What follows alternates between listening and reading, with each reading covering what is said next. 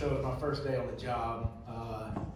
It was an annual meeting, and I really didn't know what you did in an annual meeting. I'm not even sure how many I'd been to up to that point.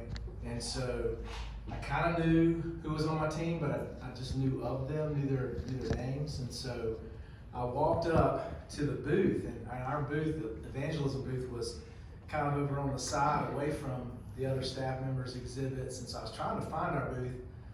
And when I got there, there was this guy.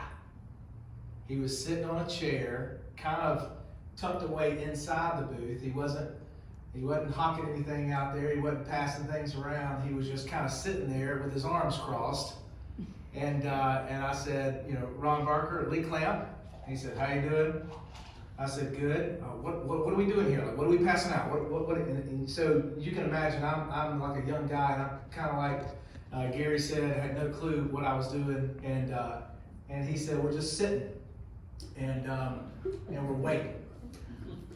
So I said, "Okay." So then I just observed, and there was this steady stream of people from every walk of life who would come to the booth and sit down next to this guy and just talk. And he'd listen to him. And that guy was Ron Barker. And so I asked myself, who is this guy, right? Because that's exactly what he was saying about me. So I'm a young guy in evangelism, and here I come. I'm wet behind the ears. I don't have a clue about history of evangelism. I don't have a clue about what's going on. And this guy, Ron Barker, could have looked at me and said, "This guy's crazy." But instead, he said, "This guy's crazy." So he asked me to go to breakfast that week. He said, "I want you to meet somebody." And so I said, "Oh, okay, all right." So I go, he doesn't tell me who, "I want you to meet somebody." All right. So we go to Cracker Barrel, and I showed up, and these two guys are sitting at a table, and I said, "That's the president of the Southern Baptist Convention, Frank Page." And then I just started praying, "Lord, please don't let me say anything stupid. Like, just don't even let me talk," right?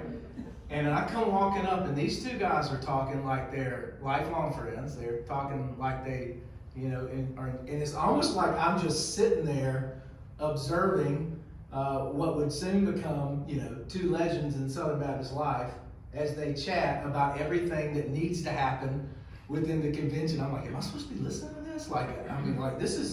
This is real, legit stuff.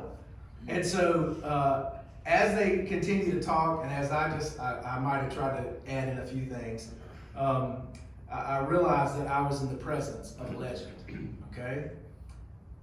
Probably a couple months later, he says, "You want to go fishing?" I was thinking, all right, this is going to be the President of the United States. So I said, I guess. I said, "When do you want to go?" Of course, it was on a work day. So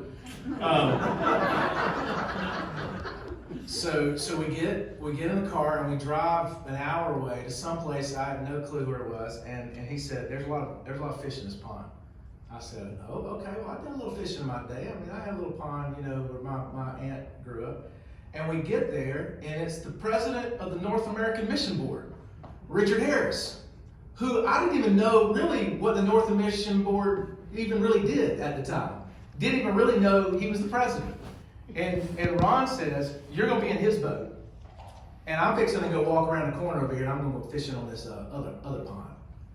And so I sit on top of a cooler while Richard Harris caught 47 fish. And I don't think I caught but 3. And as we fished that day, Richard kept saying, "You're not doing it right." Now, I don't know who Richard is. Now, later he would come to be our interim during that time. But I didn't have a clue who he was. I just knew he was mad about something. Okay, and I think it was because of me. So I was sitting there, and he kept going, "You're not doing it right." And I said, "Well, I don't really know what to do, because you've caught 47, and I know they're down there, and I can't seem to pull any out." And he said, "Well, you just gotta just barely feel like it barely feels like that he's taking. He's not gonna take it hard. It's in March. He's not gonna take it hard. Once he takes it, then you gotta set the hook, son." And I said, "Yes, sir." So then I feel it, and it starts to do something. And so I went to set the hook. Well, the lure comes out of the water and hits Richard right in the forehead. He said, good God, son. I said, that was using the Lord's name in vain. And he kept saying, just get up. And so I kept getting up and putting his fish. Anyway, Ron comes around the corner at the end of the day. And he has a string of fish that's like from here to the floor of bass. And I mean, I'm legit. I'm like, this is not evangelist talking. This is like a legit string of bass. He said, well, how'd y'all do today? I said, my goodness, where did you go? He said, I just fished on the bank over at another pond across the way. And then I started to realize I got a lot to learn from him. I got a lot to learn from some of these other men. And as I got to learn about these Baptist legends, he began to tell me and bring me into a little bit of his story, right? He told me of flying out on an assignment with the Home Mission Board to scope out a possible cult church in California. And as he got out to this church that had this weird name, Saddleback Church, he said, yeah, I was sitting on the front row and Rick stopped the sermon and said, well, Ron Barker, and got out of the pulpit and came down and said, well, how you doing today? I said, you know Rick Warren? Yeah, he's in my Bible study at Southwestern Baptist Theological Seminary. Oh, okay, all right, makes perfect sense, yeah. He would tell me about a movement of college students who came to know the Lord out of the Jesus movement where he was involved in Tennessee. He spoke about this little guy named Andy and a little guy named Louie who used to ride around in his car in Atlanta. And the more he talked about him, the more I said, are you talking about Andy Stanley? Oh, yeah, it's Charles' son. Wow, okay. And then he began to talk to me about